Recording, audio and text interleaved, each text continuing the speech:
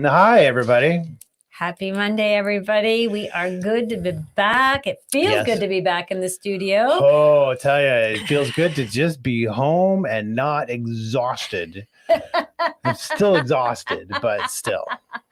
Yeah, it was an exhausting trip. It was a 5 to 6 hour drive. It was what, 2 hours, just over 2 hours to Guelph, and then from Guelph to Michigan. Easy crossing the border, but kind of a pain sitting at the border waiting to get in. And then it was work. We got to Michigan. We went straight to the conference center. It Yeah. was being held at Grace Christian Church down in Sterling Heights, Michigan. We went straight to the conference center. We set up our traveling studio, which is really cool. I'm very happy that we spent money we couldn't afford to spend on the traveling studio, because you know what? We look like true professionals among other true professionals. And oh my goodness. So the Thursday night started after we got all set up. We hightailed it back to the hotel, had a quick shower change, and then we had to get to the bowling alley for the meet and greet. General Mike Flynn was there. Clay Clark was there. Artur Pawlowski was there. Sarah Maccabee was there, and other people were there. And it was packed. It was overwhelming. We actually got accused of cutting the line to see General Flynn when really we were just going to say hi to Sarah Maccabee. Right. For those who watch the show regularly, you would remember Sarah was a guest on our show, and we were yelled at for, "Hey, back of the line!" We're like, what? Why? Why? Because we're here to see Flynn. We're like, oh, no, we're not here to see Flynn. No. So they're like, oh, well, okay, we'll let you live. But yeah, it was pretty funny. So that was fun. Yeah. And then, it took at the bowling alley, it took them, what was it, an hour and a half to make us pizza, garlic bread, and wings. But the best nachos you've ever had. Ever. And for $5, the best nachos you've ever seen on the planet. It was a little bag of Tostitos, and then the nacho pump cheese. That was the best nachos ever. No, like Cheese Whiz melted. Not worth the $5 that was paid. Funny. $5 American dollars, so really $7 that we paid, but that's okay. But then Friday and Saturday, hokey doodles. The church opened at 6. Worship started at 7, and right into the day, and it went till what time? Like 8:30, 9 o'clock at night. So it was a full-on day of speeches and information and interviews and shaking hands and recording.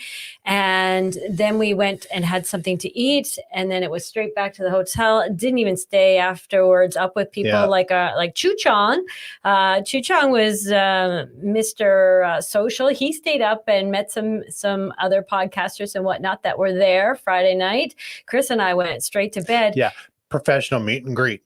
Michael Chuchong at 2:30 in the morning, screaming outside our window at the front door.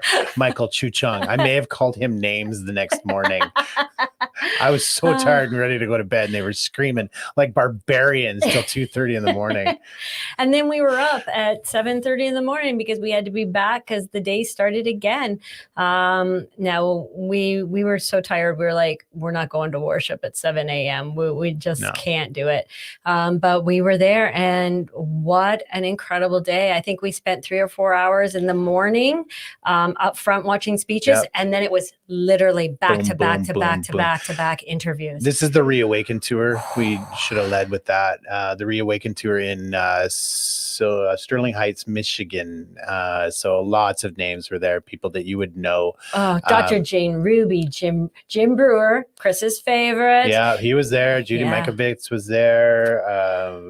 Just General Flynn, of course. Clay Clark, Kash of course. Patel. Oh yeah, he was there. Rudy Giuliani was there. Tom Rentz. Eric Trump Jr. was there. Alina Habib, Trump's lawyer. Lee Dundas, and I am a massive, massive fan of Lean Dundas. Yeah, I She know. was It was there, and we embarrassing did during get the to interview. interview her. Dr. Simone Gold was there. So many pastors. There was just Chris. I think Christy Hutcherson was supposed to be there, but then she didn't see didn't her. come. Yeah. Those who are baseball fans. His name just escaped me. Daryl Pineapple. Daryl Strawberry. Oh, he's still Daryl nice. Good Strawberry on was there, Good on and Muhammad Ali's nephew was there as well. Oh yeah, that was interesting. We interviewed him for a while. Happy sucker, isn't he? I think he's the happiest guy He I've was. ever met in my life. So smiley. Whew. Yeah. But so it was a great day, and we take issue, Hesham. They might have been affordable. They were still not worth the price. Think of it, small bag of chips. Yeah. Small bag of chips. Yeah, and with cheese some whiz. cheese whiz. Yes, that was the $5 nachos. It was not pleasant. But yeah, and then the stories that were backstage and the stories from the crowd. Mhm. So many amazing, heartfelt, gut-wrenching, tear-fest stories. Right. It was wow. It was really bad. And I think we can all agree that the best part of the whole weekend was this free hat. Oh, yeah. The Ark, which is another podcast that's big down in the States. Yeah. They came over and really liked what Chris and I were doing and gave us all hats. Chris, Chu Chong, and I, all hats. And Chu Chong worked his butt off. Yeah. He is the king of I don't know, Mr. Suave Smooth. He managed to get everybody coming to our table for interviewing. Right. But not only our table, our dear friend Rena Melka from Freedom Lovers Canada, another podcast that's every Tuesday night at 8:30. He was helping her out. Hers as well. And he was so good on the fly. Let's see if it's a skill that stuck with him. How's it going, Michael Chuchong? Excellent. Okay. How did you like the weekend? Like, were you running your butt off the entire time, or did you take time to enjoy some stuff? Well, the first day I did try to record a lot more of the conference itself, and that involved some sitting, but that was also actually more painful than running around the next day and later that day. But no, it was a great experience. Yeah, lots of awesome people there. Well, you lived up to your name of producer extraordinaire. Yes. You were on it all weekend, so thank you for all your hard work. You're welcome. So, all right, we'll be doing another show on Thursday with the Reawaken Tour and a lot of the highlights from the interviews that we did I can't tell you how exciting some of these interviews were. And so we're going to do a lot of the highlights for that and sort of talk about some of the exciting things that people are doing all over the world. But today, we are going to bring on our very good friend. He's your friend too, Michael. We can go on. We can go on Computers. He is the reason that Chris and I know each other. Yeah. How about that? He is, if you want to get down to it, the roots of this show. Yes. So, a wizard with computers. We go to him for all of our major technical stuff. Martial arts is he's good at that. Like, he's a fighter and a thinker and dare I say lover? I don't know. I don't know about that part. But also very good at survival and prepping. So without further ado, we'd like to bring on our super good friend, and we don't say that lately, our super good friend, Ryan. Hi, Ryan. Hey, Ryan. I was like thinking, who the hell are you guys talking about? Introduced you, if you get married, that automatically obliges me as the best man, right? So. Oh yes, and also the most expensive wedding gift, I believe, as well, right? Yeah. Definitely. Oh, I have to provide you with the most expensive wedding gift. Yes, sir. Yes, please. Yes, sir. So, this is where You mean the most expensive relative to your other guests, or the most expensive that I've ever given? Because that's a big difference. Well. So, wow, we've been talking about this show since you came on last time, actually. Yes. Oh, okay. Was there just a lot of flood of demand, like a lot of requests, bring that guy back kind of thing, or? No, you keep saying to bring you back. Oh, right. That makes sense. I wasn't done. If you want an update, since I was on the show, prices have tripled. the fears amped up, Yes. you know, bird flu and the sun will kill you, and whatever. So I thought maybe it'd be a good time for a refresher. Yeah, and I think one of the best parts of the last show was that you said you can't prep for anything, so figure out your situation first and what's most important to you first, and then kind of work out from there. And then you kind of hit us with a bunch of stuff that nobody ever thinks about, right? So Yeah. Yeah, and I didn't really touch on the scary shit, or I don't know if I can say that. I guess you can say shit on say Netflix, so that. you can Yes. say it on. Jody I says said worse. the F word, so of course you can I say said shit. it as if that's past tense. Oh, As you if she said doesn't say it. You said Freeland. No, That's dirty. no. That's a dirty Some word. things are Don't say it. censored in this. Yeah, no. Don't say Freeland, man. That's like No. that's hate speech right there. Uh, So there's just as I said, that there's a lot of scare out there. I was thinking of this great show that was on, I think it was it was on National Geographic, called Doomsday Preppers. I don't know Right. if you ever saw it. yeah. Yeah. And it was kind of cool because they'd had a whole bunch of kooky people and and paranoid people and sort of regular people that were doing their version of prep. And then at the end of the show, the experts of the show would give them how long, a rating out of 10, and then how long you could survive in an apocalypse. And it was again, lots of Hollywood Mhm. value on that, but some of that was really valuable, and some of it was a giant pile of BS, right? But it was definitely amusing. Like the guy that hooked up his pigs to provide him methane so that he could cook his meals. So I Right. mean, like, who thinks of creating entire systems to cook with pig farts? And so and then there was a guy that I actually know. There's one guy from Canada called runs ARC2, which Yeah. is a collection of school buses underground for a nuclear event. And someone asked him, well, what about this? And then that's where it all falls apart. So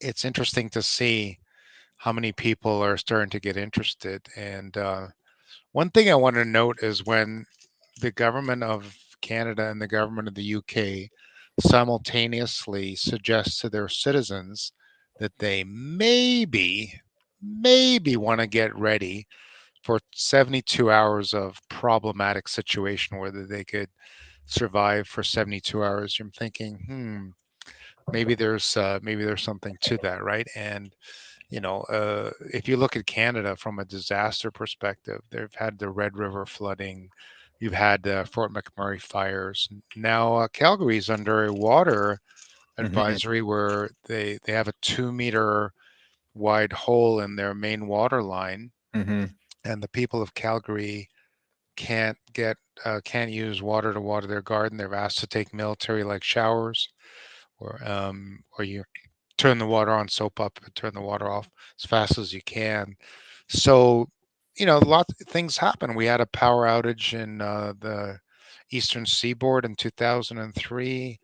But unfortunately, the forest fires and global warming isn't going as well at this point in Canada, because it's very cold, and the reason why Calgary is having this water advisory is because they've had too much rain. So it was like, forest fire season, Canada's burning, don't go on vacation, kids, can't. And then suddenly there's a lot of rain and silence from our good genius friends in Parliament. So I thought it'd be a good time to come back. If you wanted to talk about anything, have people answer questions, I'd be happy to talk about anything that you guys wanted to. Sure. I mean, like, what is for me, where do you get the best overall plan? So I've heard, like, if you're in a survival situation out in the woods, for example, it's people, they start looking for food immediately, right? And it's shelter, then water, then food. That's the order in which you need to cover yourself off. Well, if you're a city dweller and you think you're going to buy stuff and survive in the woods, you're not. You're going to die. because you haven't taken the time, right? Right. And there's this great book. I don't know if you put up URLs or if Michael's up there or not. Oh, he's there. He's always there. There's a guy that wrote there's a guy, really good author. He's a great writer. His name's Neil Strauss. He wrote The Game. He got in, like, he immerses himself in different things to write his books. And in The Game, he immersed himself in the fascinating world of pickup artists that pick women up. And he became the leading pickup artist of the world. And then one of his books is called Emergency. This book will save your life. Highly recommended. It's both entertaining and informative. That's the book right there. And he said in the beginning of the book, his only two skills were writing about music and ordering dinner, like at a restaurant. Right. And so he went on this great journey. He went to, he went to survival school training, but he didn't just go to any survival school training. He went to Tom Brown survival school training, which is in New Jersey. He went to train with firearms in Nevada or Arizona. He went knife training with the best in the world. He did SERL training, became an actual paramedic, took evasion courses, and learned how to just basically survive. I mean, it took him a while, but he was willing to go from 0 to 1. And I found that in my life, there's not a lot of people that are willing to go from 0 to 1, no matter what you're doing, because everything is new. And when you're an adult, you're comfortable with your favorite, whatever, your favorite food, your favorite show, your favorite shirt, your favorite, brand or whatever. And it's very difficult to go from 0 to 1 of anything. So I want to learn how to, it'd be great to learn how to, make pots, on with clay, or it'd be great to learn how to cook something. It'll be great. And you can watch it, but to go from that 0 to 1 is a very difficult step. So if you think you're going to survive in the woods because you bought a bunch of stuff and you watched a bunch of shows, you're not. You're not, unless you're, super special or super lucky. But there are things you can do to survive in the environment that you're actually in. And it's not just about survival. It's about, sometimes just, thriving or, comfort, right? And we live in Canada, right? So as a friend of mine who will never remain nameless because he likes to remain nameless said, hey, just, there's no money in it, but, just do the job for the exposure. And he said, nope, this is Canada. People die from exposure. And so, you have to sort of prepare based on your situation, right? So it's very different if you're in Vancouver Island, or if you're in, Thunder Bay, or if you're in Saskatchewan versus in Point Pelee, like, where it's warmer. It's like, so your situation is different. Are you in the city or in the suburbs or in the country? What are you preparing for? Is it, and I tell people that there's a bunch of Achilles heels, right? The first one for us is power, right? Yeah. Good that you're touching there, because Lil Mo 61 is asking, any energy ideas? Are there any possibilities apart from a gas generator or solar? Energy for heating versus energy for cooking versus whatever it is, and it depends on the time of year, right? So if it's a summertime, there's, if you're indoors, you're not going to die from cold. Although it's really hot, sometimes it feels like you're going to die, but humans can take a lot more heat than they can take cold. So energy ideas are, solar is great for electricity. If you're near running water, a lot of people don't think of this, but you can create small hydroelectric generators from running water. Wind power is really bad. It has moving parts and brakes, as you've seen the hundreds and hundreds of windmills that are now scrap or Scrappy Doo. Yeah. Mhm. If you're a big Scooby Doo fan from the 1970s. So it's all power is interesting. So energy is energy to heat or energy for cooking, right? So people don't realize that our ancestors used to cook on fires, but there are other ways to cook. So when you're talking about stoves, so there's amazing new eco stoves, and those eco stoves use just twigs. You can boil water in a few minutes, all outside. If you're inside, some great ways to heat a room or is to first to insulate rooms, beeswax candles and beeswax in general. Well, I've heard too that if it's in your house, set up a tent within your home, and then you can localize the heat, when you But sleep and whatnot. But I using I wouldn't do that in a with. clay pot is what Yeah. I've heard. Yeah, I've seen that clay pot thing, but I'd be really careful because anytime you have a fire, you have to have ventilation. Tents and fires are not good friends. And so, yeah, like we're talking about maybe insulating a room or two, but getting the windows where you lose the most heat, and beeswax is very, very underrated, right? So most people don't know this. In Canada, every year about 10 to 15 people die every year in their cars from asphyxiation due to paraffin candles in their cars because of the paraffin candle, normal candle, white candle. It get off gases, toxic petroleum based gas. Whereas if you have a beeswax candle, beeswax actually burns at twice the heat, but doesn't give off any negative toxic fumes. It does consume oxygen, so you have to have proper ventilation, but it won't kill you like like a paraffin candle. So if you're going to be driving a lot in the winter, a good Mhm. preparation is to have a beeswax candle in your car. Right. There's a group called the Philoxians that no longer make this, but they made a beeswax candle in a can, and you can still look up the plans for that. And basically, you fill this beautiful like tin can with beeswax. It's got 3 hemp wicks and 2 pieces of metal. And you put a full pot, and you can boil water on the beeswax so it gives off heat and light. Mhm. So for energy, from an energy perspective, if you're going to be in the country, there's things you can do. Obviously, you can get solar and then geothermal, but all these things are very expensive and they Yeah. take time. So you don't want to learn how to use your word processor or word program the night before the essay is due. So you want to get a little bit more prepared than thinking about it at the last minute. And I said this on an email that I sent out.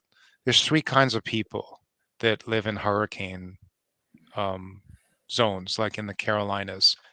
Well, you live in a hurricane zone and you're in the Carolinas. So there's the one kind of person is the kind of people that have plywood in their garage or in their shed, and it's ready to go. And at a moment's notice, they'll put up the plywood on their windows because it, hurricanes take out windows. And their second kind of person is the kind of person that knows there's a hurricane coming, and they hear the first report and they go out to Home Depot and they buy the wood, they cut it, they put it up. And there's a third kind of person that feels the wind blowing and then goes out to Home Depot only to find 3,000 other people there and there's no plywood left. So like, which one do you want to be? It's your call, really. Right. I want to be the guy who buys the roll down shutters. That's what I want to be. Roll down shutters, they're very good. I wouldn't recommend them in Canada. There's not a lot of hurricanes, but we have had some. Right. Everyone looks to Hazel. Yeah. Very rare, but Very rare. Well, there's politicians canvassing right now, so maybe it's still a good idea. Yeah. yeah. And one of the other really good tips you said was obviously every person's situation is different. Yes. But if you are someone that suffers from some sort of illness or disease that you have to have medications for, you should always make sure you have a supply of that medication on hand, ready to go at a moment's notice, not something where you need to go and search for it, or, oh, shoot, I'm down to one pill and now I can't get access to a pharmacy because everything is shut down. There's no power and everything is closed. Or there's a storm and the trees have fallen down and you can't get out your road. Because that's happened here in Ontario. And we've had 3 such big storms that I can remember just within the last 10 years, where people were without power for 2 weeks, trees had fallen down, they couldn't even get out of their driveway. And because they had no power, they couldn't charge up their cell phone. So they had no way to call for help or to get out for help. And they had to figure out a way to survive. And so it's really important, if you're someone who shops day to day, you might want to make sure you've at least got some food on hand that'll keep you going for a little while. Yeah. So you reminded me, like, sort of a really simple, like, $30 item that you can get is something like this, which is a solar charger. So you charge it with the sun, or you can plug it in, and then you could charge your cell phone with it in the case that you mentioned. That's obviously not a sort of apocalyptic event. It also has a little flashlight on it. And here, I don't know. Yeah, that's pretty Well, that's cool. pretty cool. Oh, look. Oh, it's working. Very Anyway, cool. so that's very easy to get and very inexpensive. So that's just like, as I said, like, I'm not like, if there's an actual nuclear winter, I don't want to really be around like that kind of that kind of situation. But there's going to be other situations, and the situation that I'm more concerned about, that is what you mentioned. So first of all, and I will state this twice, that the number one thing you can do to prepare under any circumstances is to pay attention and take care of your health. Number one, because of what you mentioned, right? And that has broad reaching problems. Number one, I'm not talking about just medication. I'll get to that in a second. But let's just say you have a bad back. Well, in an emergency situation, you may have to do more manual labor. So get your back in order, right? Yeah. Oh, I don't have good cardio. I get tired easy. Fix that, because in an emergency situation, it's very Darwinian, if you will, right? So it's unfortunate, right? The natives in this country, we admire them for their, being in touch with nature. There's no one that had birth defects that was native in the 16, 17, 1800s that survived, because they didn't make it past day 5. If a child was born that had some genetic defect or some problem, they did not let that child survive, because they knew that they couldn't survive in the harsh world. Now we're in a more evolved world, and there's plenty of people with disabilities. But if you think of the chronic disabilities that we've created through food, drinking, smoking, etc. Well, you can say the big one. The big one? Yeah, the big one. Diabetes? No. With the shot. Yeah. We created that. We did. We created it. Yeah. But so, I mean, as I say, that's all part of your health, right? So if you've got a health problem, fix it now, not the day before there's a problem. Right. And so then I want to get into medication. So I'm very sort of, I wouldn't say anti-medication, but I'm down on medication. Because we used to have a society where we had doctors that provided you with medicine to cure your illness, then you moved on.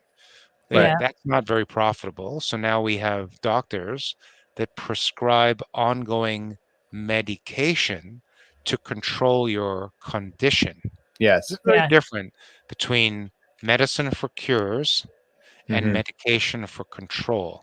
One is infinitely more profitable and has a great revenue stream, and you can go and check on Yahoo Finance to see what the earnings of Eli Lilly or GlaxoSmithKline or Merck or Pfizer or whatever. Actually, Pfizer's a big exception because they actually have really crappy earnings Yes. because the market knows that they're going to be in trouble quite soon. But Right. Eli Lilly, that makes a ton of money on insulin, they make a ton of money because they get to control disease. Right. So, and I don't want to pick on insulin for a moment, but because type 1 diabetics, they know how fragile their life is on this world in this world. But the thing about it is you can't get 6 months worth of insulin. No. Right. You can get 1 or 2, but you can't get 6 months worth of insulin. Now let's talk about, and there's not a lot of type 1 diabetics. I mean, to a type 1 diabetic, it is the world, but there's Right. not a lot relative to the population. What there are is, what do you think? What do you guys guess of the number of people on, Heart Prozac, meds. Xanax, or Oh, all the antidepressants, benzodiazepine for anxiety and all that?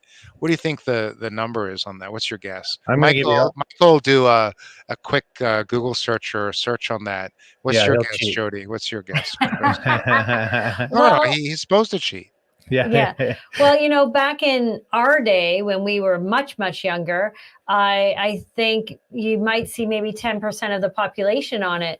But You nowadays, mean on uh, depression medication? on depression, anxiety medication. But nowadays, when you look at the 20-year-olds now, I think more than half of them are probably on some sort of mental illness type medication. I really do, because it's so So heavily. what's your number? General population I'd on say about 50. psychiatric? I'd say at least 50%. 50, At least Yeah, 50. I'd go with a hopeful 40. 40. Yeah. My guess is about 25 to 30.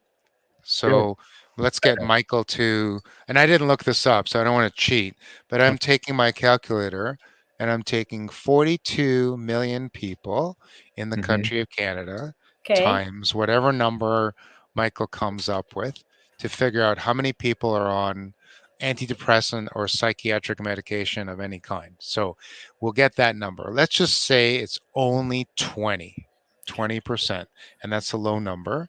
That's 8.4 million people that if the shit hits the fan are not able to get their Yes. antidepressant meds. Now, if you've been Zombie following apocalypse. school shootings in the United States, and I'm not saying I've been following them, but if you actually look at them and you actually do some research, you will find that they all have something in common. And guns are one of the things that they have in common, because that's why they call them school shootings and not school stabbings, which actually happens as well.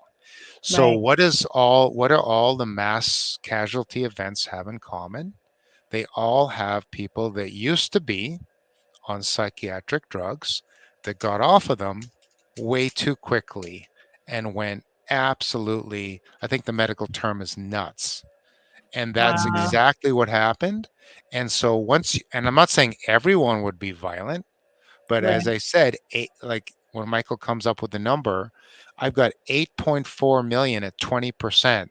Chris is at twice that at 16 million people. So if you look at like if you're in a city and you look at an apartment building or condo complex with 800 people that live there, well, That's a lot. 20 Yeah. to 30% of those people, and they can't get their meds. That's the zombie apocalypse that you're looking at, not people eating skin and going, "Ugh," that's all BS. What you are looking at Is it is a though? bunch of really so. yeah, it is though. But just think about it, Chris. Are you a coffee drinker? Yes, sir, I am. Okay. And what happens if you don't have a coffee for like a day? Do you get I a headache? will burn this world to the ground. Okay, He's so not a happy person. right.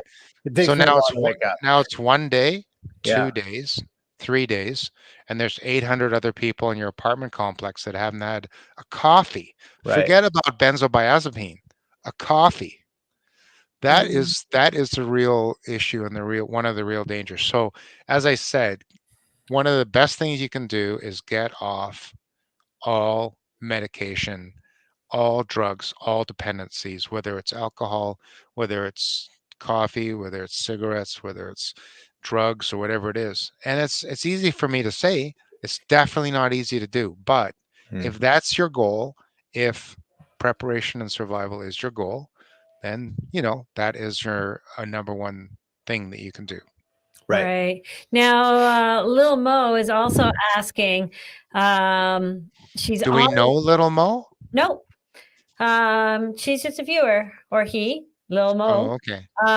They're on a well. What would be necessary to run the pump? Because if electricity goes out, your pump doesn't go, which we know because we're on a well. Mm-hmm. Right.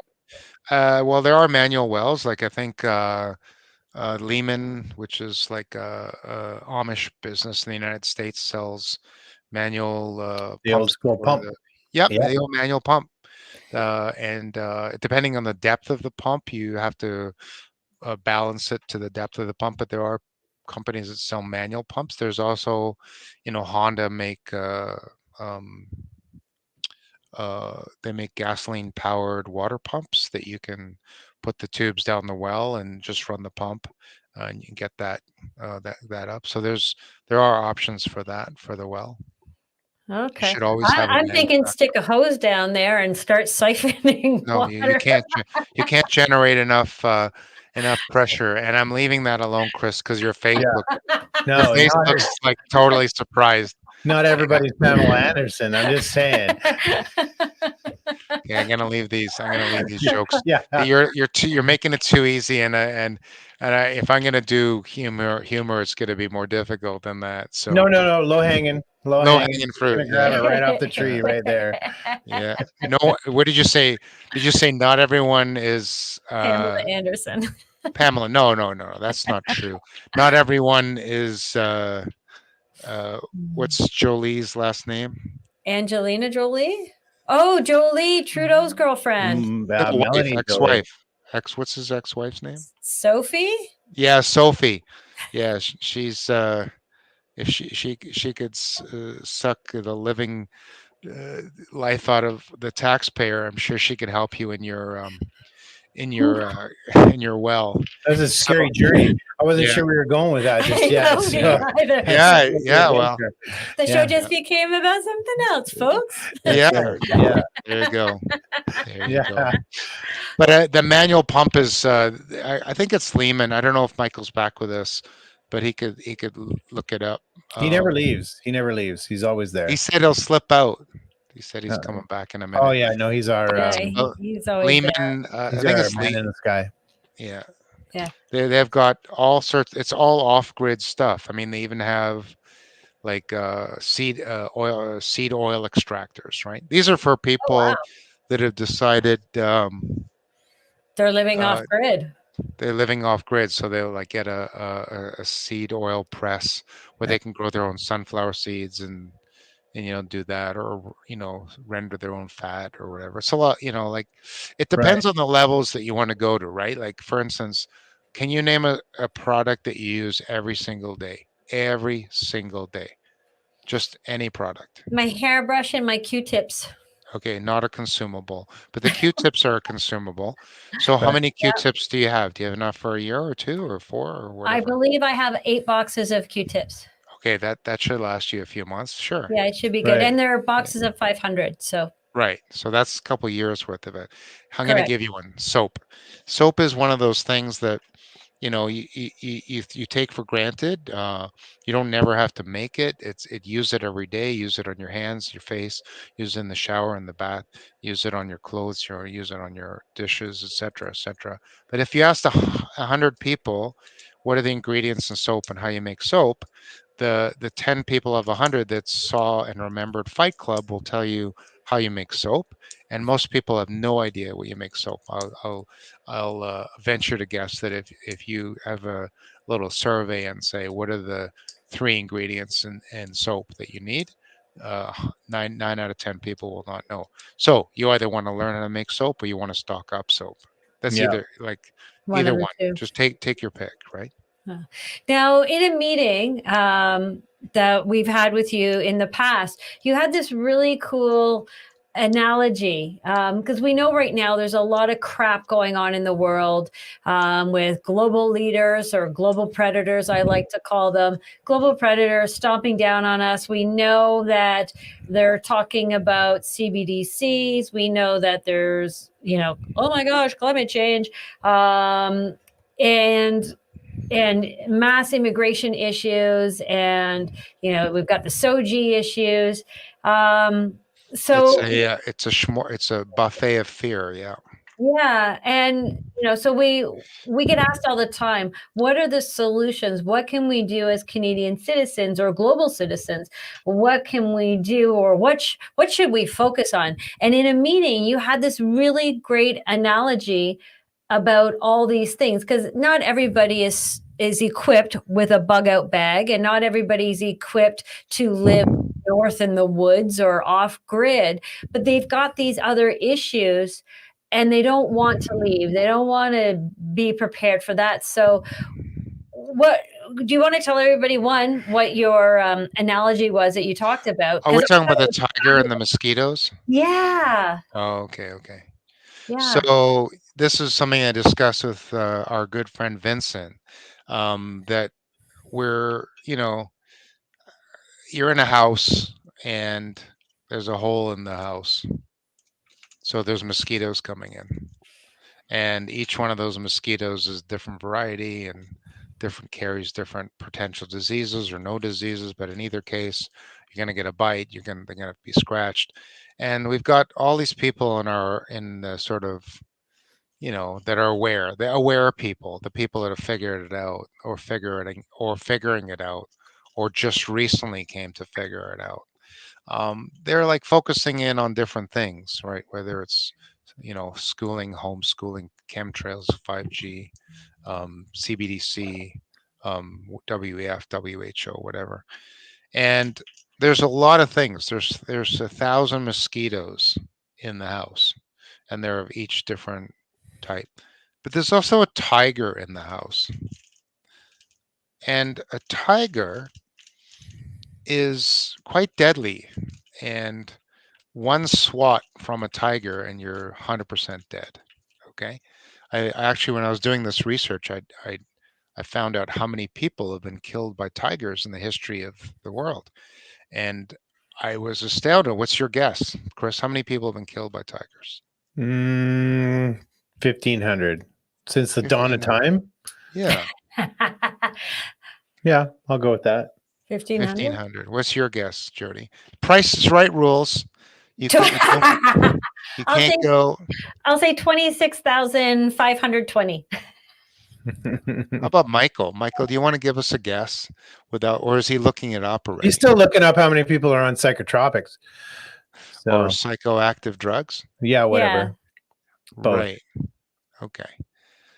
So I'm going to ask you guys to up your estimates on how many people have been killed by tigers. More than 26,000? Mm-hmm.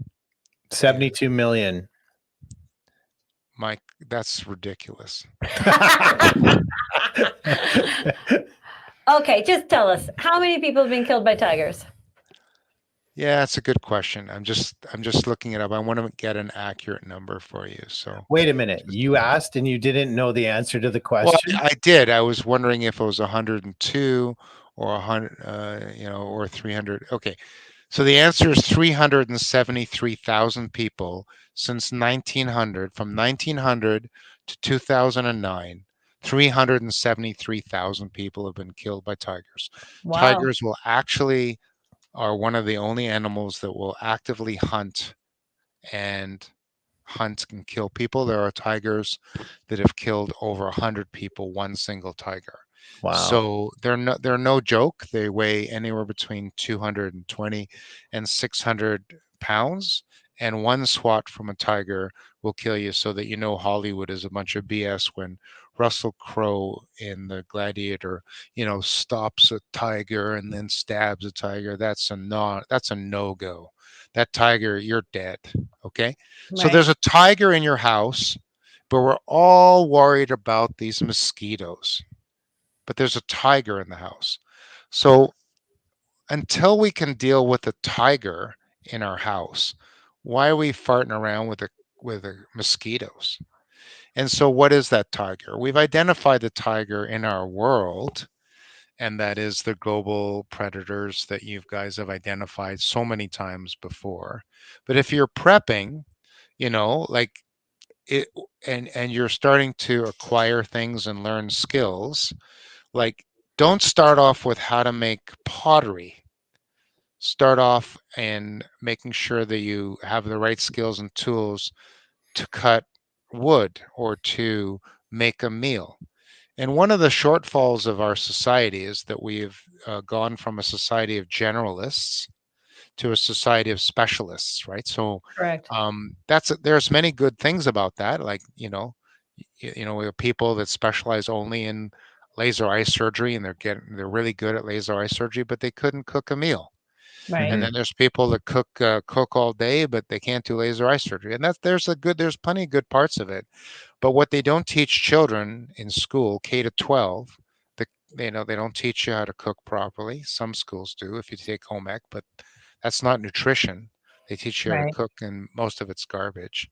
Right. They don't teach you necessarily how to manage your finances, and that's not happening in K to 12. They Mhm. don't teach you generally how to defend yourself. Right. Although my daughter did had to pay extra, and she did take a course on self-protection in high school. Right. And they don't teach you proper nutrition. They don't teach you how to grow and cook your own food.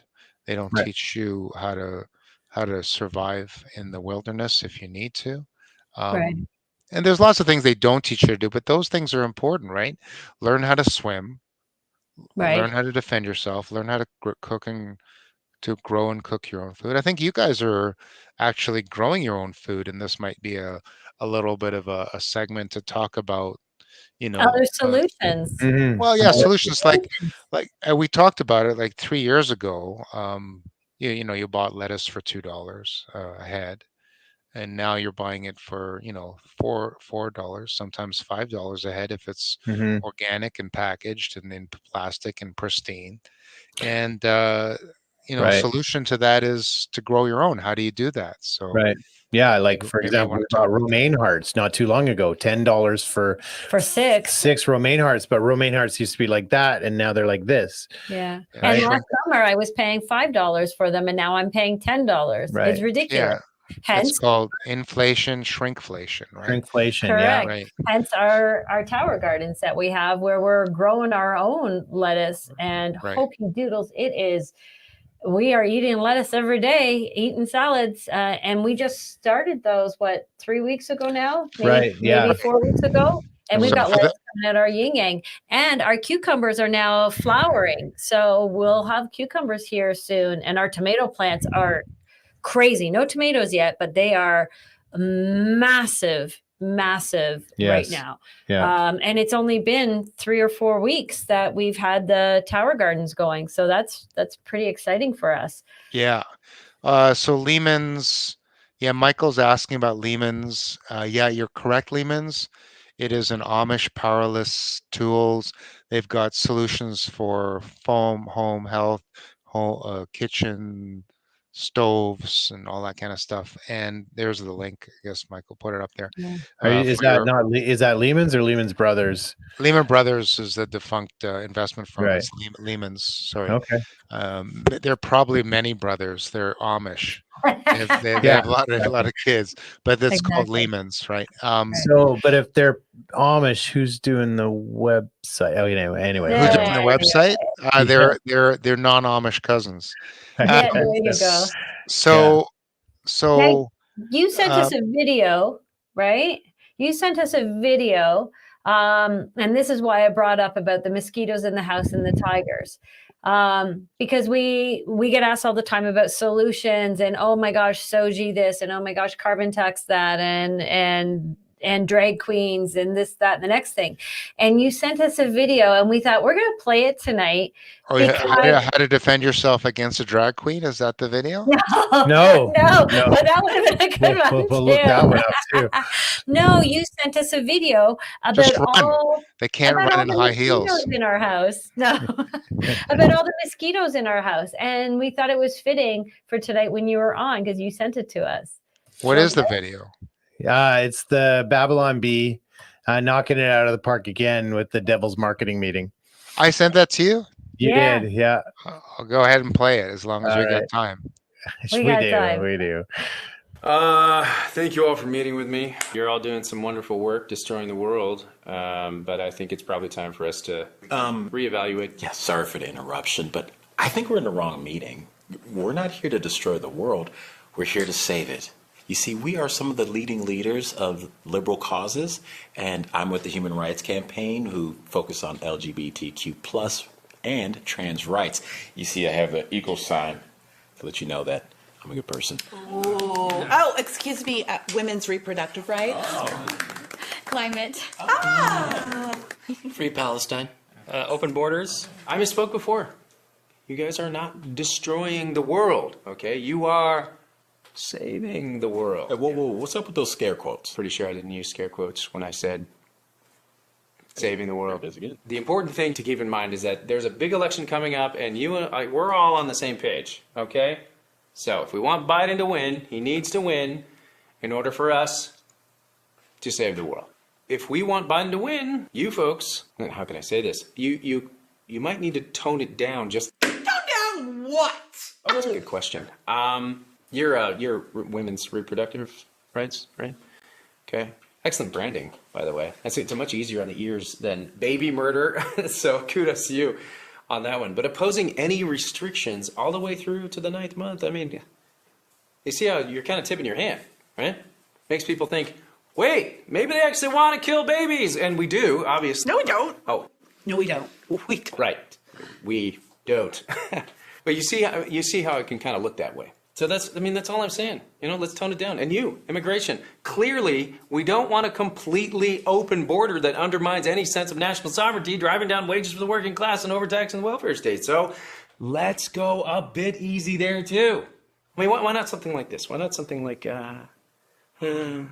diversity is our... Are you trying to say diversity is our strength? Yes! How do you say that without laughing? Oh my gosh. I can't even get through it. This is head and moi.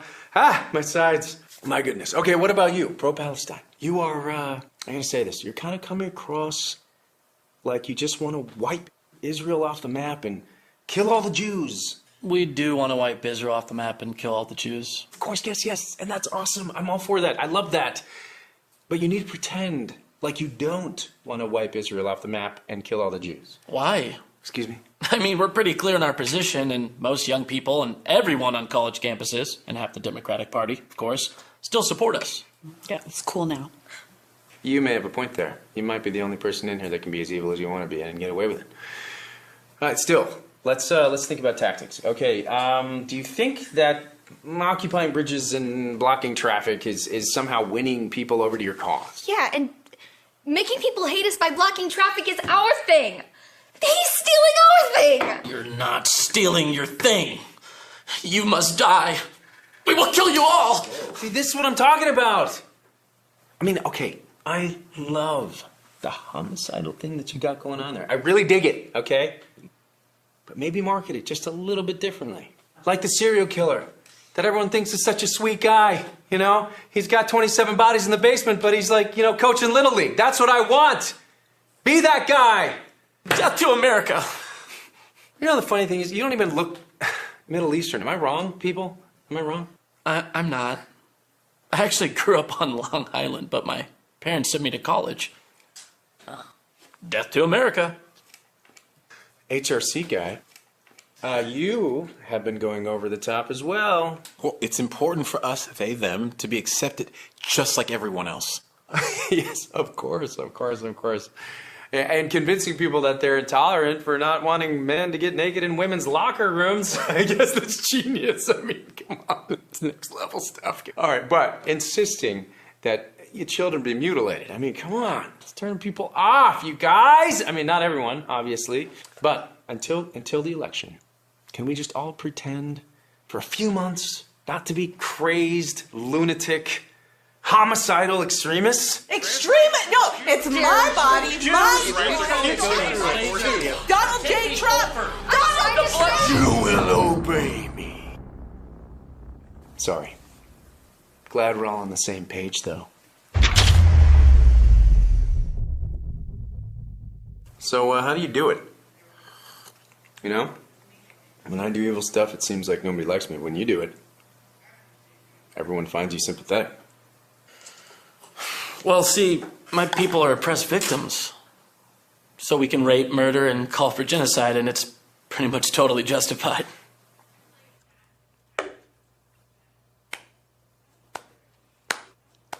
Well done, man. So, talk about mosquitoes in the house. But I love that halfway through he said, let's think about tactics. Yes, which we should do. So when people are prepping for their homes and prepping for their situations, what's the process they should be going through? Right. Step by Well, step. there's kind of a couple scenarios. So there's a two-part scenario. There's bugging in and bugging out.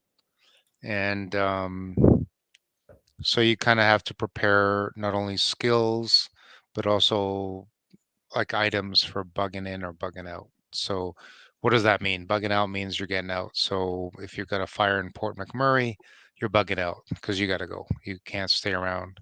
If you think you're going to stay around, you better have like, fire quality hoses to, hose down your house and a reservoir. These things are not necessarily that practical. So your bug out is like, have a plan, cars gassed up. You have a rule that you never have less than 3/4 of a tank of gas in your car. If you have an electric car, best of luck to you, I guess. Nothing. And by the way, there's nothing wrong with an electric car for zipping around the city. They produce less pollution, they cost less, and but they're not. There's lots of problems with them. They cost less if you're driving a lot. Like if you're running a Uber, man, that's a great way to go. But if you're just doing it so that you have a badge, it's probably not a good plan. But bugging out, you're going to have a bug out prep bag. So everyone in your family will have a bag. You'll put their name on them. You'll put, it's like a backpack.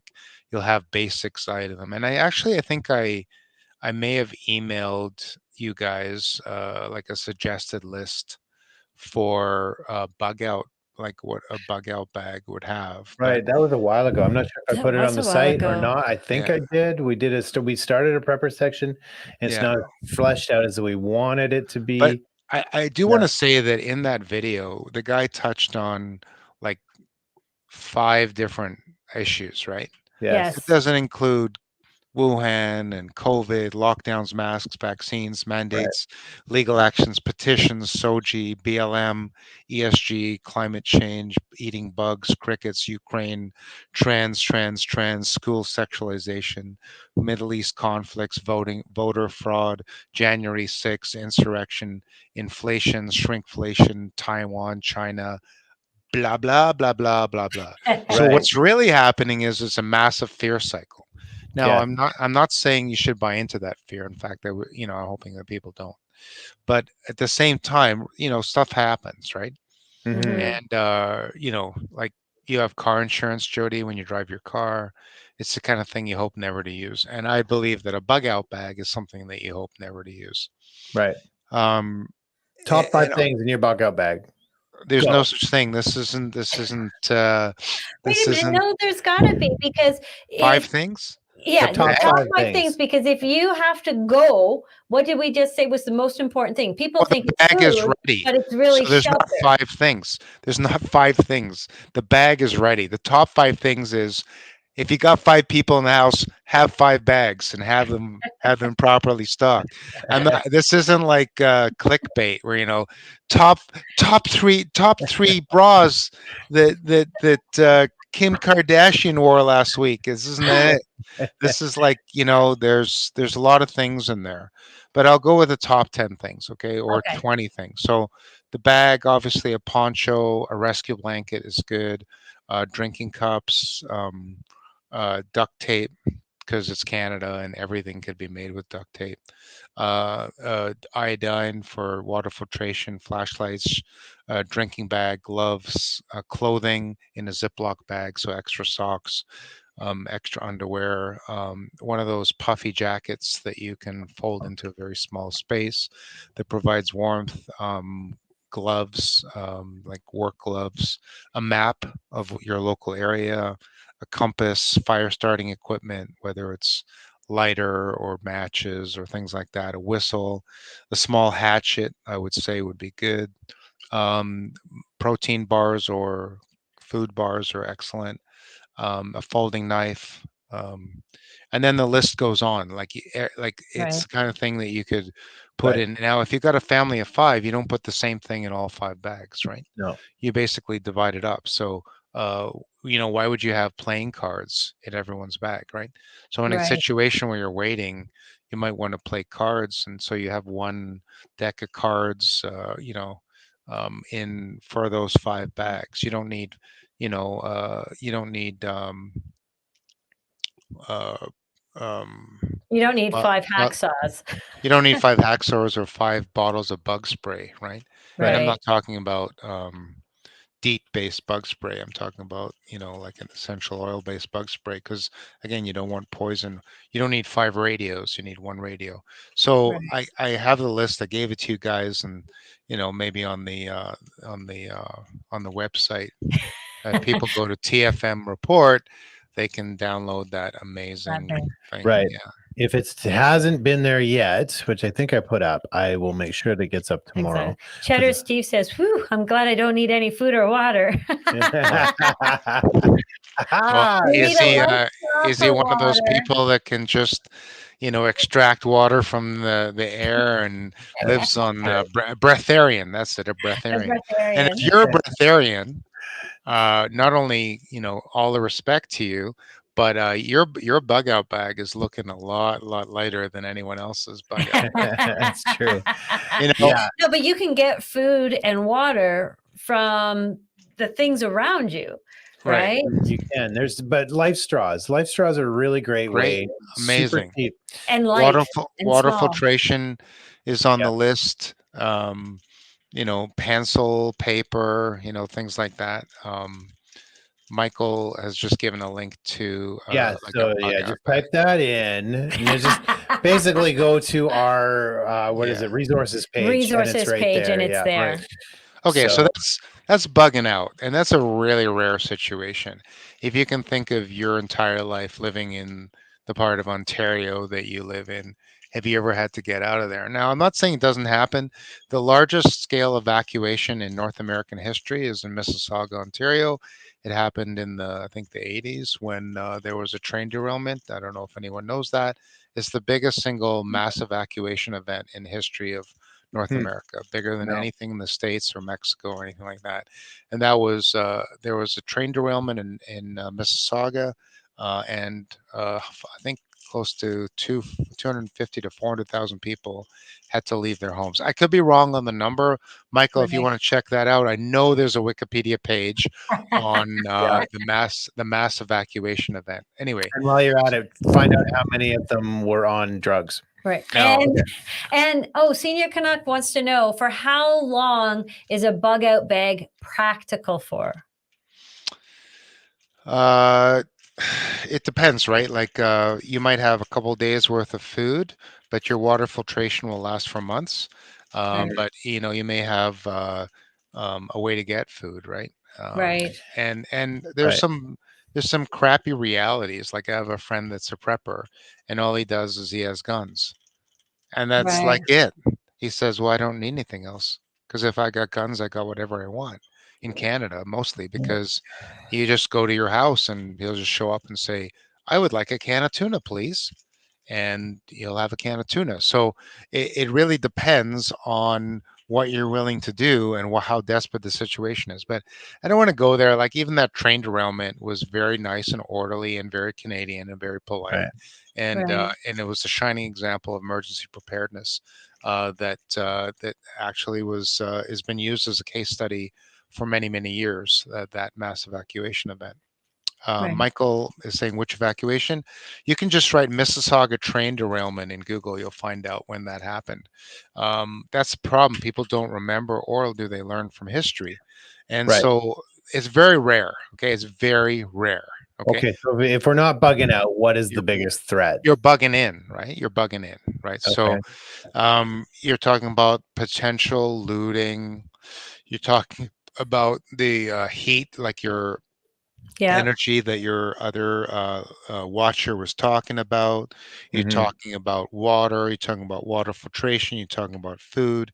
The most important thing in that kind of situation is to gather all your resources and to start rationing them out, right? Like you had dinner last night and boy, you felt full. Well, that's not going to happen in a bug-in event. You're going to portion it out because you can survive on like 1,500 calories or less, and that's what you're going to have. And you're not going to have as much as you would have. That bag of rice or the bag is going to last 4 times as long in a bug-in event than they would in a normal situation, right? So you want to make sure that you have taken care of the basics, which is shelter, obviously bug-in your shelter, protection.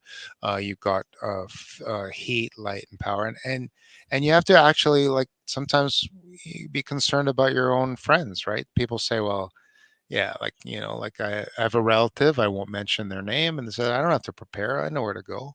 Go to your house. I said, dude, like I've been warning you, like if in this event, that door is not opening.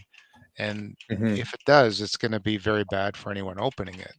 And so and think about these survival situations, right? Do you have a dog? Do you have a cat? Do you have enough food for your dog or cat? What are they going to eat? And they become food. They are the next meal. That's exactly right, sir. Mississauga train derailment, 1979, 200,000 people were evacuated. Largest peacetime evacuation until Hurricane Katrina. So there you go, right? Amazing. Wow. Amazing. I remember it well. It was very, very serious. I think chemical gas, may have been chlorine gas. So it was a bug out situation. And if that was the situation, I would be grabbing 4 bug out bags and telling everyone what to do. And, you got to get going. But if it's a bug in situation, which is more likely for what's coming next, you just have to be prepared for doors shut for 3 months. So you have to say, just work backwards, right? Like work backwards, right? Let's just say you're going on a trip, a road trip. You work backwards. How long is it? How long am I going to be on the road? How much gas do I need? What do I need to take? Where are we going to stay on the route? Just work backwards. If the road trip's down the road, it's an easy calculation.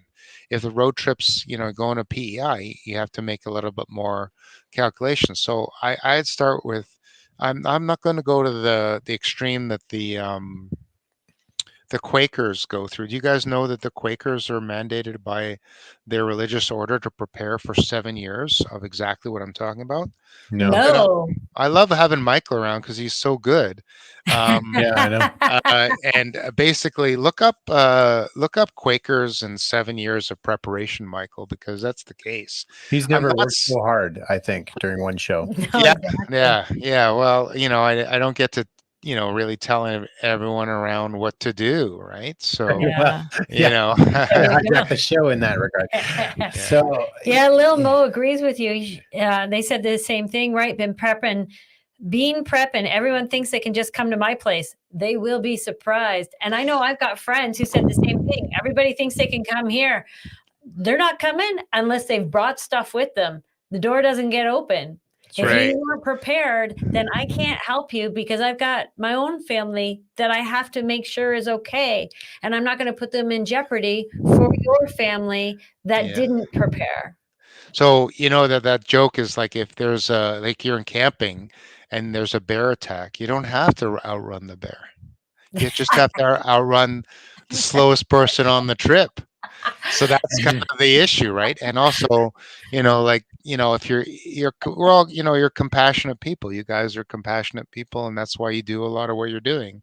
Yes. A relative comes to you, you should have some extra, throw them a couple cans of tuna and stuff like that, because, are you prepared to shoot your neighbor?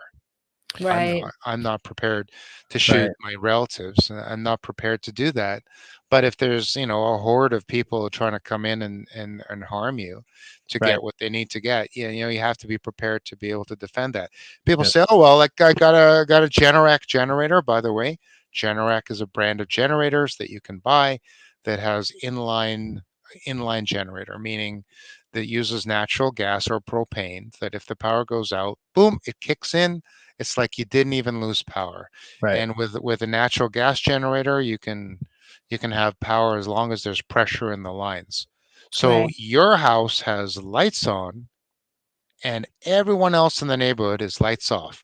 Do you think you'll be getting a knock on the door saying, hey guys, how come your lights are on? Yep, you will. So you can't, it doesn't work that way. Yes. If it's all silent and there's no noise because there's no cars, no power, and you have a generator running in your backyard, but if you're in the country, everyone's got a generator. So it's all context. Context is really critical.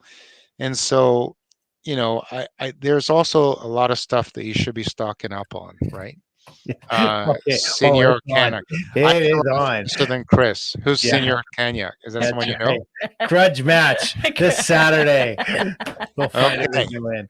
Well, Bear will only eat one person. They're not going to eat more than one. They actually. The instructor said the same thing. It's like, make sure you have a knife in the water for sharks, because then you can gut your buddy and swim away as quickly as possible. Yeah, perfect.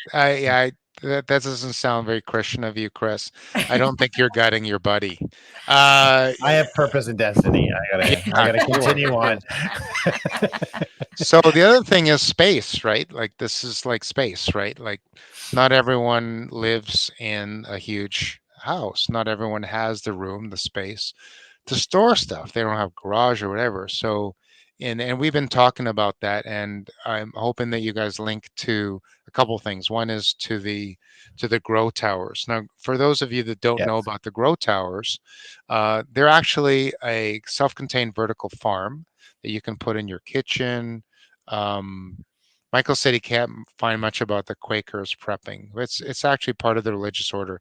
They don't promote it. Why? Because they know that if they don't actually promote it, because if your neighbor's a Quaker and you know that they've got 7 years worth of food, you're going there. Lil Mo said she lives in a Mormon community and they're the same. They know how to prep. Yeah, that's part of it. Yeah, which is funny because my last name is Penn, right? So the Penns are part of the original Pennsylvania Dutch. There were Quakers that left Europe because they were persecuted. I have no connection to the Quakers. It's just, but. So don't go to your house at all. Don't go to my house. One, you're not opening the door, and two, you don't know how to prep. No, it's not that. It's not that. You just have to worry about the booby traps. Anyway, so what I'm saying is that there's a space issue. We're back to the space issue, right? So one of the things I want to say is, and this is kind of a plug, that part of what we did is we started a group called Funds for Freedom, and the TFM report has signed up for Funds for Freedom, and maybe Michael can put the link of which is fundsforfreedom.org/TFM report. And basically, we've made an arrangement for all these freedom groups and podcasters with Melaleuca, which is a company in the United States. So both the Grow Towers is one company for vertical farming that really reduce your food costs and allow you to have some more food independence, depending on how much space you have. But our arrangement with Melaleuca, that on behalf of places like TFM Report, is that if you sign up and you get these products, they're highly concentrated, so that you're using anywhere between 2 and 12 times less space for your cleaners, your soaps, your detergents, and they're non-toxic, which is good. There's also on that same site, there's a report on how toxic cleaners are. So if you're stocking up for your sort of doomsday, close the doors, and you're cleaning your house with toxic cleaners, you're breathing all that crap into your lungs, and there's a thing. And the other thing is, you guys have done so many reports on the global predators and who owns everything. And one thing is, when we go to Walmart, we're supporting Pfizer. When we buy Pfizer products, we're supporting Amazon. When we go to Amazon, we're supporting GlaxoSmithKline. When we take those drugs, we're supporting Target. And like, we don't want to support them anymore. Mhm. And if we start shipping our dollars around, stop poisoning us in our cleaning products, in our food, in our medicine, and we switch ourselves and switch our behavior, those companies are going to pay attention and start listening. So we've given everyone an opportunity to not only, win by stop funding the global predators. Number two is to provide funds for great shows like this that need funds, because after the Freedom Convoy, funds dried up to almost nothing because people were scared, and fear is a great tactic. And so this is a great preparatory tool if you're going to stock up on stuff. And I have lists and lists and lists of things to stock up on. So remember, you guys talk about cash.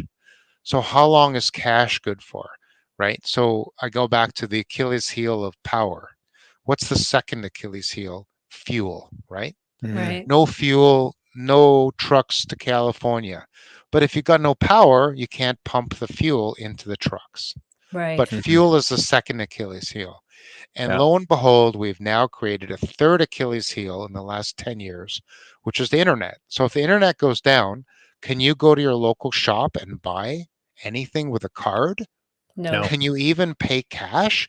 Well, they'll take cash in an emergency, but what does their point of sale system run on? It runs on the internet. It runs with power. So we've now created a third Achilles heel. So we've got a three-legged runner, and now we've got three Achilles heels. Okay. So the cash is only good for 3 days to a week. After 3 days to a week, what do you do with cash, Jody? Can you roll it up and burn it? No, it's Yes, you plastic can. now. No, Plastic now. It's plastic. Right. It's polycarbonate. Not to be confused with plastic. But So what's it'll give interesting, off some really amazing heat for seconds. yeah, and while you choke on it. Anyway, so the next thing is, okay, people say, well, you got to stock up on gold and silver when the cash is useless. Absolutely true. And that's going to be good for another month. But I don't know about you guys, but have you tasted silver and gold? This doesn't taste so good. So now you're into the next level. If there's like gold and silver is worthless. Now it's Right. food. It's food. And then after a while, the currency becomes tradables and Yes. seeds. Seeds are ultimately the currency, the Yeah. potential currency of an actual real disaster. So if you're going to stock up on stuff, you have to think of your 1 week, your 1 month, and then beyond that, right? And there's some really good stuff. If you look at, there's an interview with a guy that survived the Yugoslavian civil wars in Serbia, Croatia, and in Kosovo. What happens when a perfectly civilized society like Sarajevo descends from, hey, we're hosting the Olympics, check us out, to snipers on the roof taking pot shots at children just trying to get water so that they can bring water back to their families? What is of value? Is it little alcohol? Is it lipstick? Is it a water filtration? So you have to actually look at those videos or the audio interviews with a guy and understand what is of value. Right.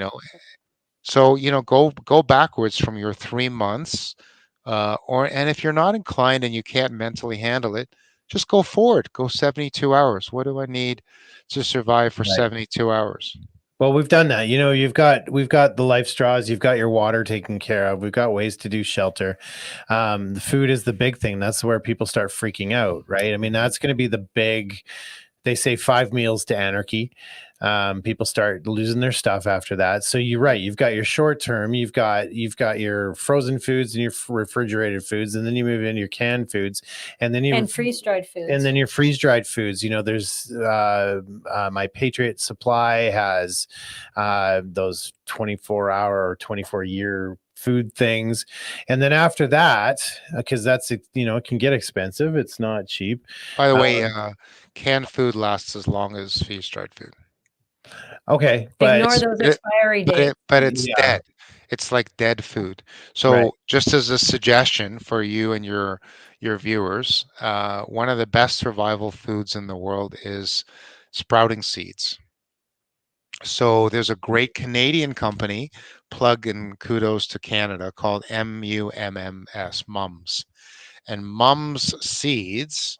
I think they're in Saskatchewan. They sell sprouting seeds. Now you can sprout anywhere, and all you need is a jar Mhm. and a bit of water and very little water and sprouts, and you can sprout anything. And some really great ones are mung beans. Make sure they're not Chinese, that they're organic.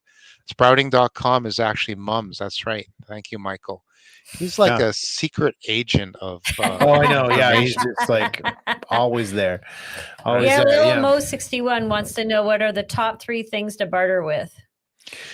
That's Oh, I think okay. that's subjective, but It depends on three what the things. other people need. That's how barter works, right? So, in the beginning, you could use, you know, as I said, gold and silver in small denominations. You can't like take an ounce of silver, sorry, an ounce of gold, and say, I would like to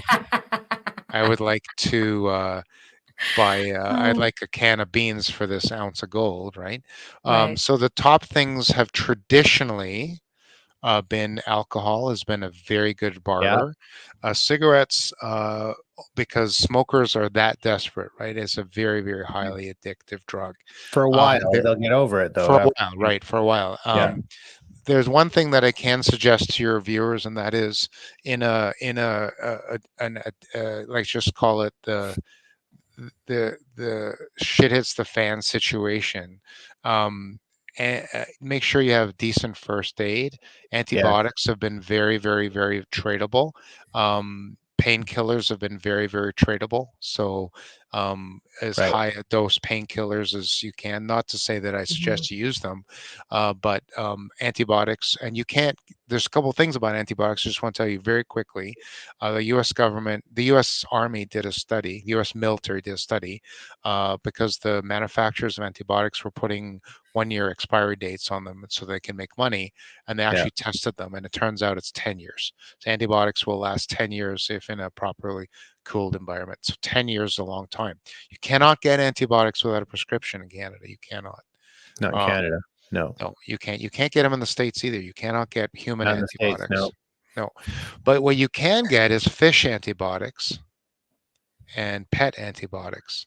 And it's, if you actually do the research, which, you know, some people may or may not have done, it turns out it's the same factories with the same products with different labels. So ampicillin, amoxicillin, ciprocillin, and you know, all the others. And I would get a very small quantity. You don't need to have huge quantities, but you should have some for cuts and bruises, and you should learn how to do basic things like do stitches and things like that. Yeah, So we talked about that. You can get a suture kit off Amazon and learn how to do all that stuff. You can get sutures. And Michael said razor blades are good. Razor blades are amazing.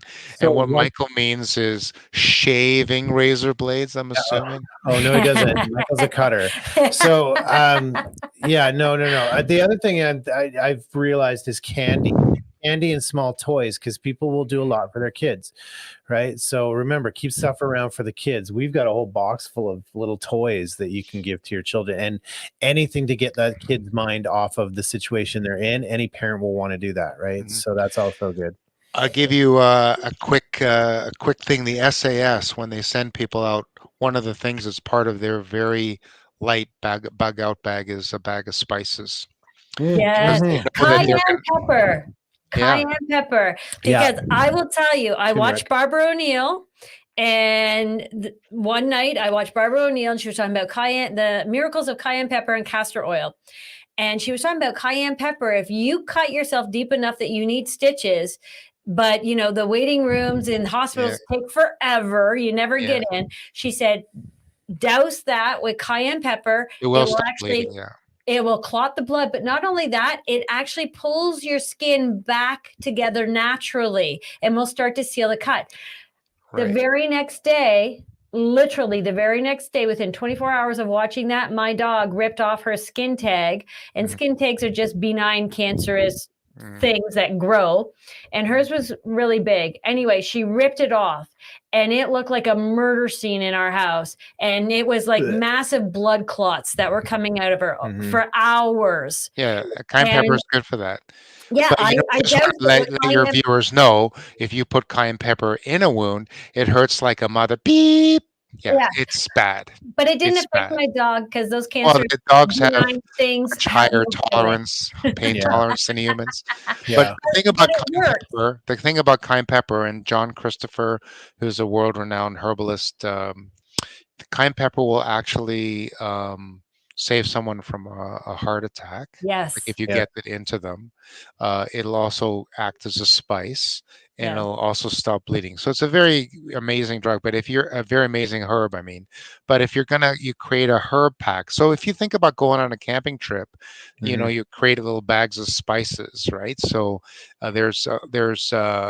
and when you buy spices at the grocery store, you gotta realize that a jar of spices, for $7, that is there's a reason why McCormick's makes so much money, because the value of the jar is 4 times more than the value of the spice. So there's a great business if you live in Canada, or if you're in Toronto. There's a great store on Queen Street called Herbie's Herbs. They have probably 350 to 400 different herbs and spices. They're all organic, all wild crafted, and so inexpensive. So, get yourself a full range of herbs and spices. They're extremely tradable. So that's a really good one. Razor blades, soap. Guys, soap. So tradable, right? Feminine protection. Not all of us work at a government agency and can just go in the bathroom and get free feminine protection. Right. Yeah, and just take from there. They're free in the men's bathrooms for government employees. Yeah. Just take them home. Yeah. Don't rip them off the wall. Take them out and take them home. Yeah, donate them. The Herbie's Herbs website up there. Now, these guys are amazing. Talk about a transition, but in a good way. They used to be furriers, and they sold and maintained fur, and then they became health conscious and decided fur wasn't really for them. And they sell and distribute the finest herbs in probably North America. And they're just in Toronto. They're a great bunch of guys. They're brothers, Lambros and Elias. They're great guys, and they have these herbs, right? So essential oils. So I'm going to plug again. If you go back to the Funds for Freedoms / TFM report, Melaleuca has a tremendous list of essential oils, and essential oils can be used for emergency therapeutic uses. Lavender can be used for burns. Peppermint can be used for headaches. Tea tree oil is amazing for treating wounds and infections. So my first aid kit has tea tree oil. And so, and the prices, like when you're stocking up, it's expensive. Not everyone has $5,000 to $10,000 to stock up on stuff. So, that's what we've done. We've compared the prices, and they're way more reasonable than places like doTERRA or, Young Living and things like that. So essential oils are amazing. And if you're into alternative medicine, you can get a homeopathic first aid kit, but have a real first aid kit, because people get cut, and you want to, our friend Sandy, our mutual friend Sandy, cut herself today. I think she's watching. And I said, put some cayenne pepper on it. And then you guys mentioned the cayenne pepper. So if you're listening, Sandy, say it wasn't not just me. It works. My dog, after bleeding for hours and hours, all of a sudden stopped And 2 days later, I took our little patch off of her, and it had sealed back up. No infection, no nothing. Keep this up, right? Bergamot, great in tea. That's how you get Earl Grey tea. Cedarwood, I don't know its medicinal purposes, but smells great. Cinnamon, also great flavor. Clove, if you've got a gum infection, an abscessed tooth, or gum pain, you rub clove oil in it, it numbs your gum. Eucalyptus is great if you've got a lung infection or if you need breathing. Frankincense is an amazing gift if the Messiah comes back. Geranium also smells nice. Lavender is amazing for burns. Lemon is so powerful that if you put one drop on a balloon, it'll burst because it dissolves petrochemicals. I won't go over all of these. Melaleuca is tea tree oil, really great for infections.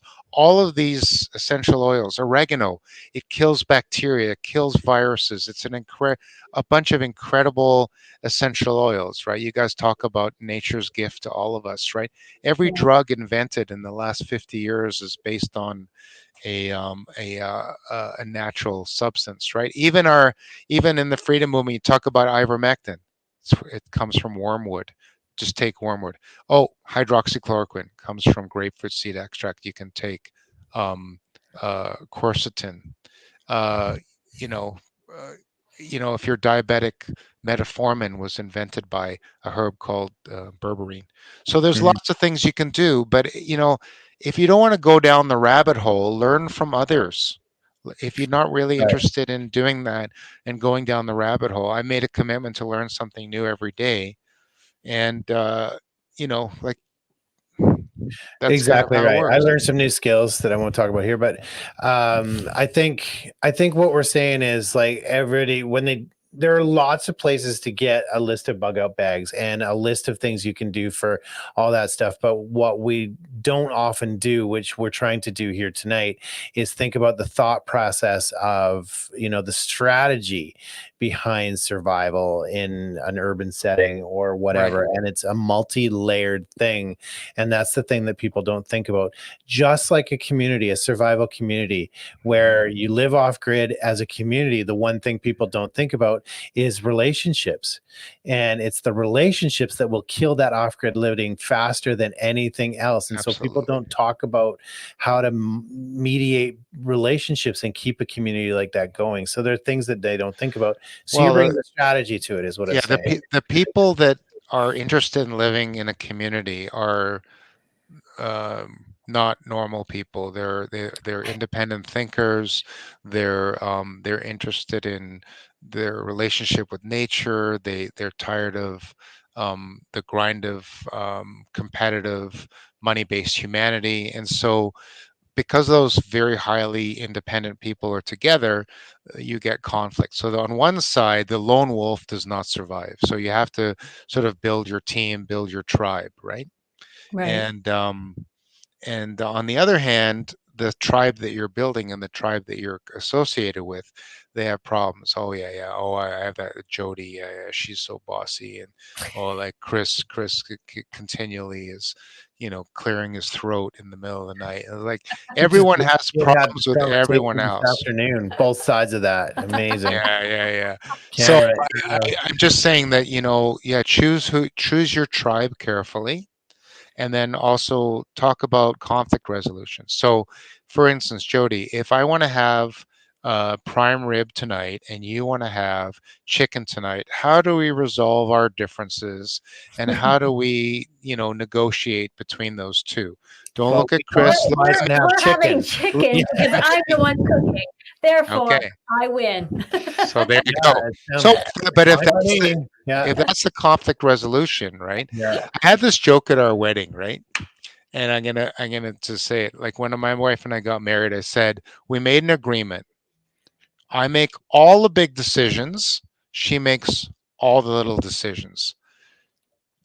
She decides where we go on vacation, what schools the kids are going to go to, what restaurants we go to, what we're going to do. I decide whether we go to war in Iraq.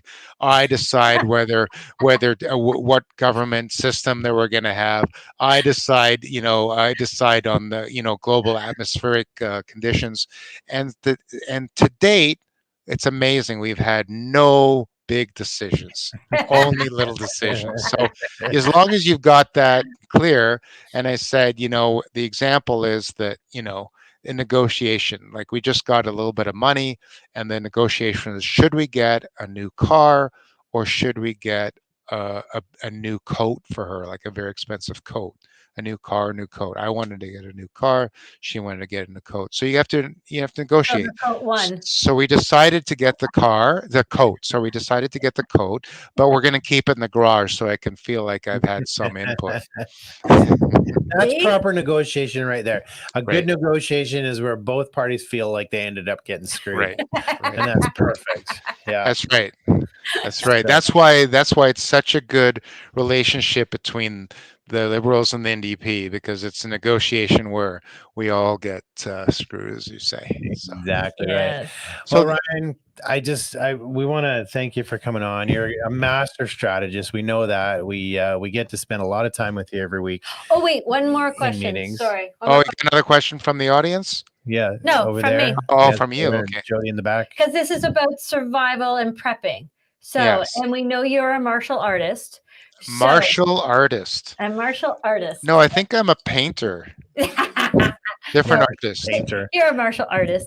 So we know if someone was to attack you, say for your food or your bug out bag or what have you, and everybody goes, I would just shoot people. No, most people would not roll over.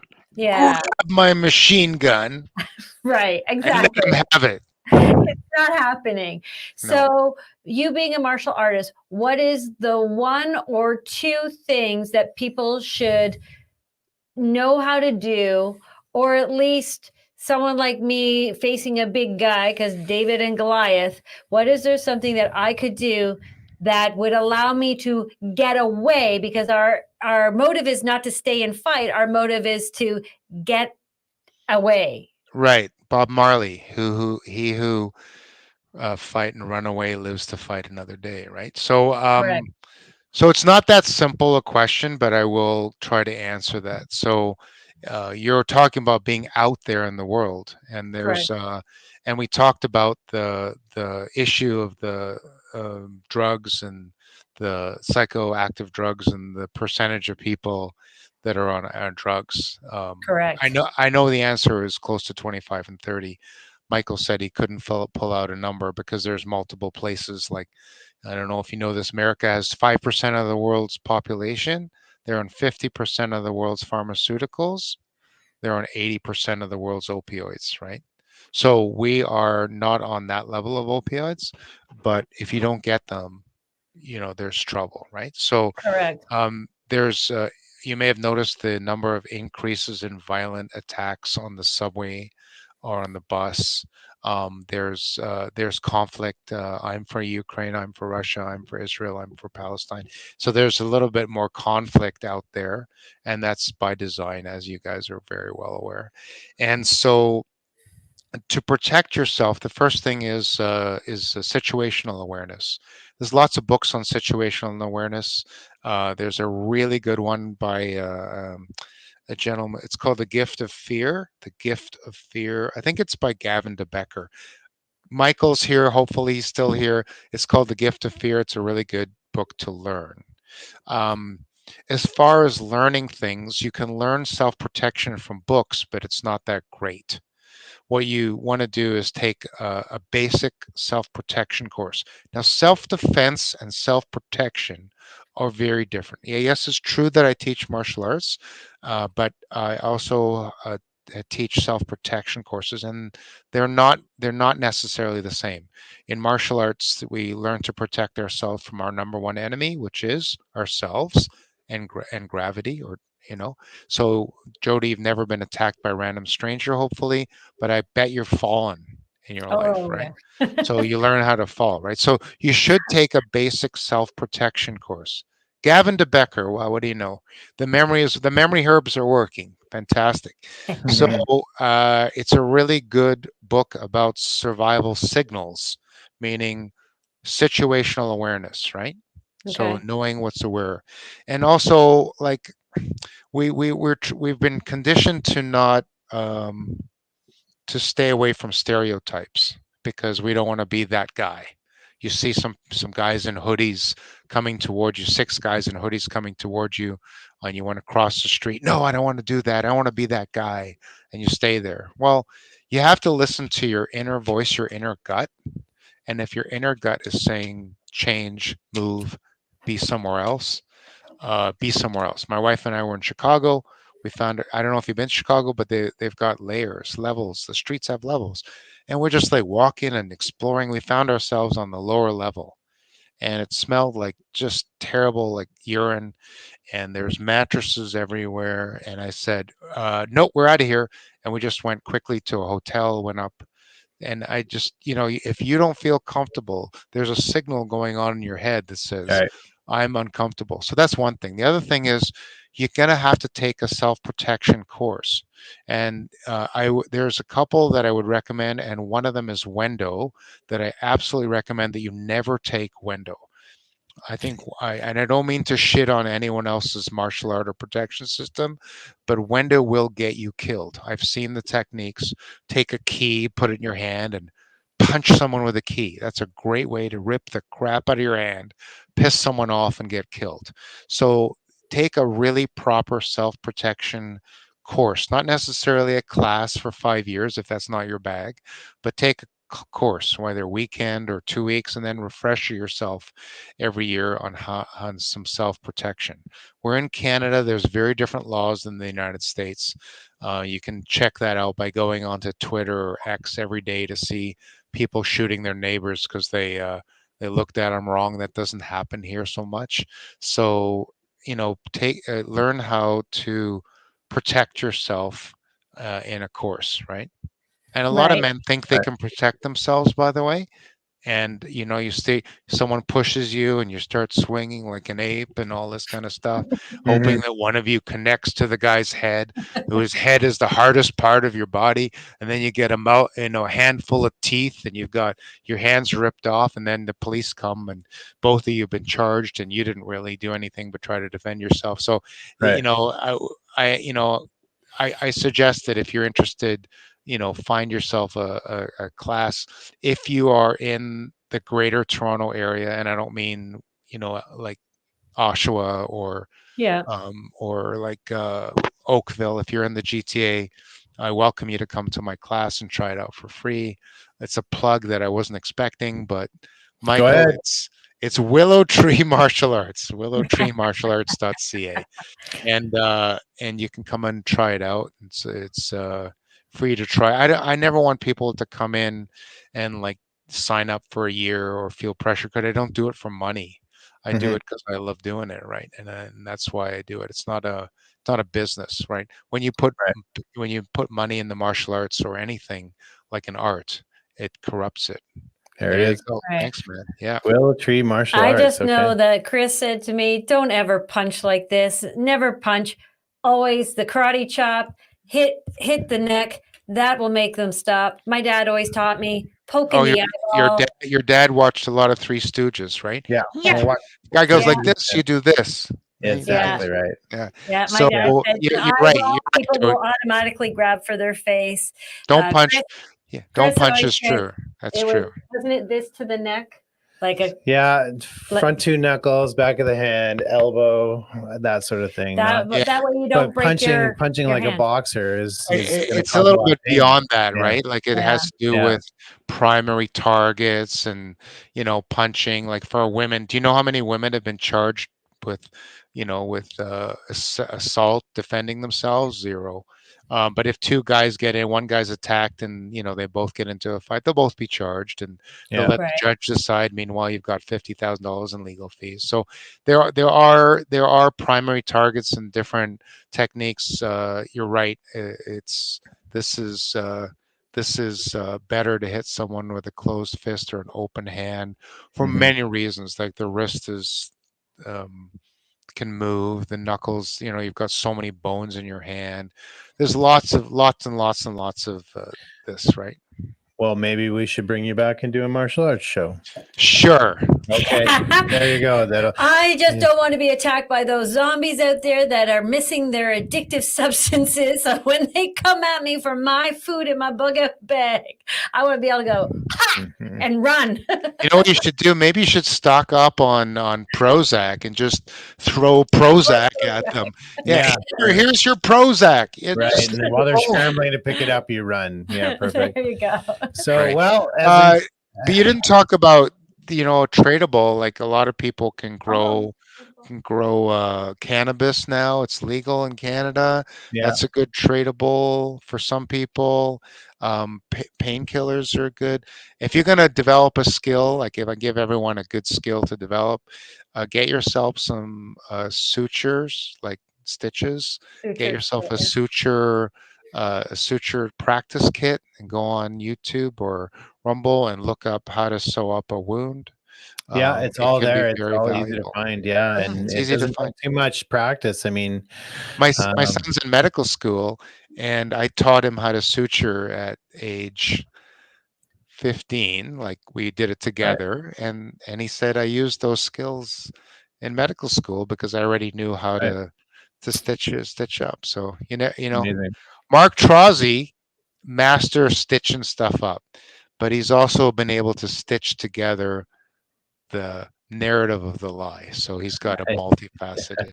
That's right. A multiple Our dear stitcher. friend.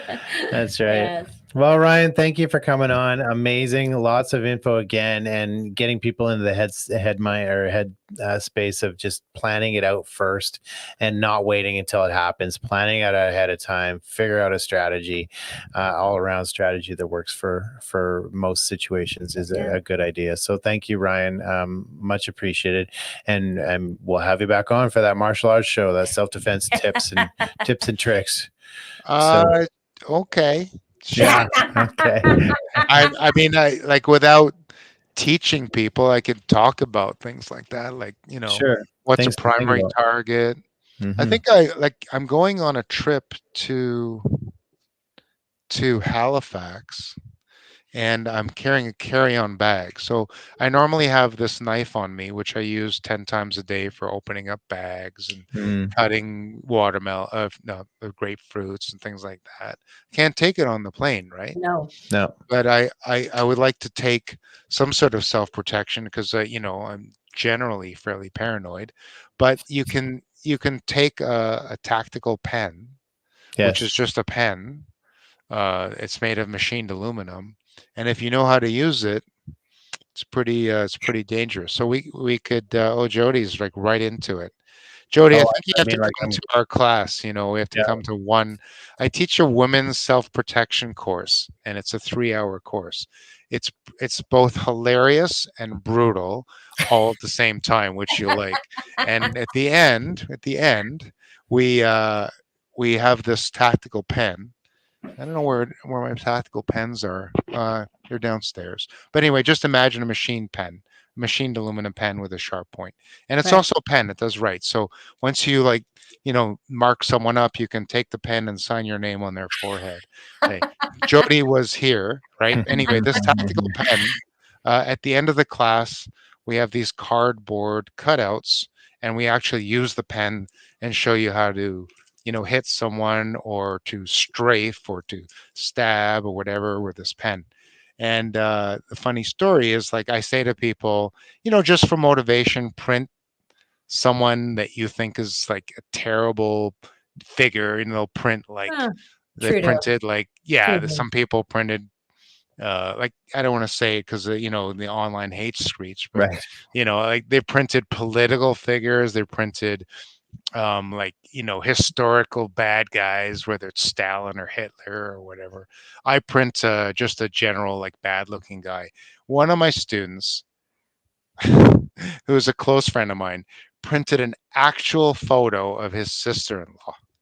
And I thought, Wow. no, dude, you can't No. you can't do that in class. About, No, yeah. you can't do that in class. So, and then you sent him over to WillowTreeCounseling.ca. Yeah. Yeah. I said no. That's a no-go. No. Right. Right. Wow.